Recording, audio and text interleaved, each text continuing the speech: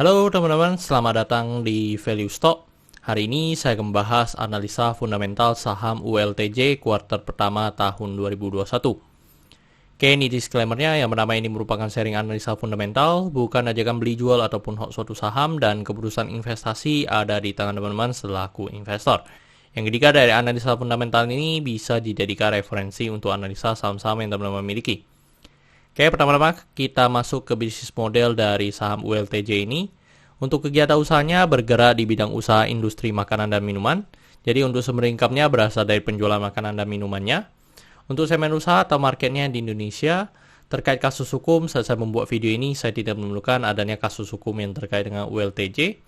Untuk kepemilikan sahamnya dimiliki oleh Sabana sebesar 43,98%, Prawira Wijaya sebesar 21,4%, masyarakat sebesar 24,62%, dan treasury sebesar 10%. Dan teman-teman, ini merupakan produk-produk yang dihasilkan oleh ULTJ atau Ultra Jaya ya teman-teman. Jadi yang memang terkenal teh kotak sama Ultra Milk-nya. Terus untuk terkait dari segi pendapatan, teman-teman bisa lihat dari 2014 sampai 2021 sebenarnya cukup konsisten mengalami kenaikan. Dan kalau kita bandingkan secara kuartal 1 dengan kuartal 1, 2020 dengan 2021 mengalami penurunan sebesar 6,3% dari segi pendapatan.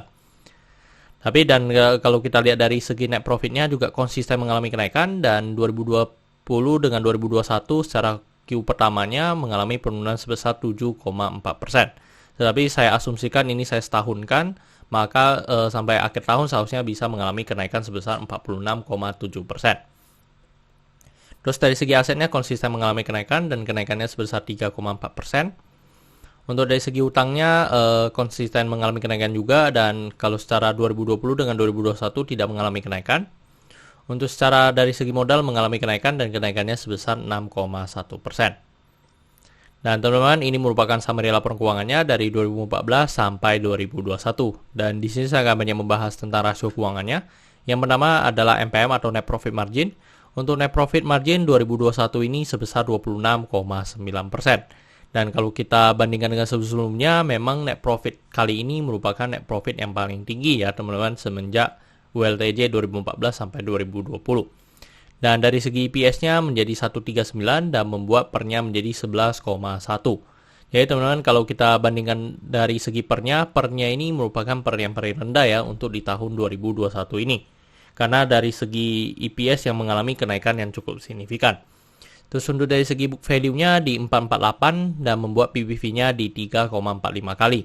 Dan kalau kita lihat secara histori, memang rata-rata dari PBV ULTJ ini selalu di atas 3. Terus untuk dari segi DER-nya di 0,75 kali, dan ini sangat bagus yang dimana DER-nya masih di bawah 1. Untuk dari segi ROE di 31,04%, jadi ini juga sangat tinggi ya teman-teman untuk prediksinya untuk dari segi ROE-nya. Dan kalau kita lihat dari secara histori, rata-rata pun memang pernah mencapai 20%. Tapi rata-rata masih di 15% ke atas ya. Dan untuk dari segi ROE-nya di 17,74%. Oke teman-teman, saya membuat video ini untuk harga sahamnya di 1545. Dan dari analisa fundamental saya bisa mendapatkan nilai intrinsic value-nya sekitar 1350.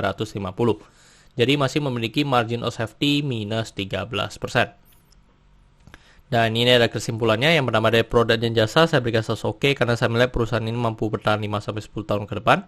Untuk GCG saya berikan status oke karena tidak memiliki kasus hukum. Yang kedua memiliki pemegang saham mayoritas.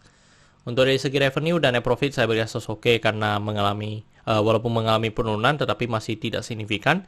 Tetapi kalau kita asumsikan setahun dengan kinerja yang sama, itu pun masih mencetak positif ya teman-teman.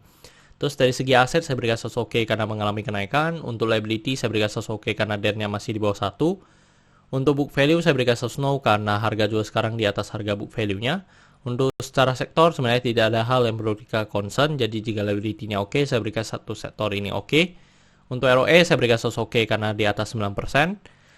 Untuk marginal safety saya berikan status no karena negatif. Untuk dividen saya berikan status oke karena selama 5 tahun terakhir untuk ULTJ ini masih sangat royal memberikan dividen kepada investornya. Oke teman-teman, jadi kesimpulannya adalah 9,5-11 dan pertanyaannya adalah apakah saya akan membeli saham ULTJ ini. Teman-teman, secara fundamental memang sangat menarik, tetapi secara valuasi sudah dikatakan over value. Jadi itu yang membuat saya tidak masuk ke ULTJ ini. Oke teman-teman, saya rasa cukup sekian untuk video kali ini. Jangan lupa untuk like dan subscribe. Jangan lupa juga untuk follow saya di Instagram saya di Royken13. Dan teman-teman, saya ada membuat grup Telegram. Jadi teman-teman bisa join grup Telegram saya di Value Stock. Untuk linknya teman-teman bisa dapatkan di deskripsi di bawah. Dan jika teman-teman ada kode saham yang ingin saya buatkan analisa seperti ini, silakan tinggalkan di kolom komentar untuk kode sahamnya. Oke teman-teman, see you in the next video.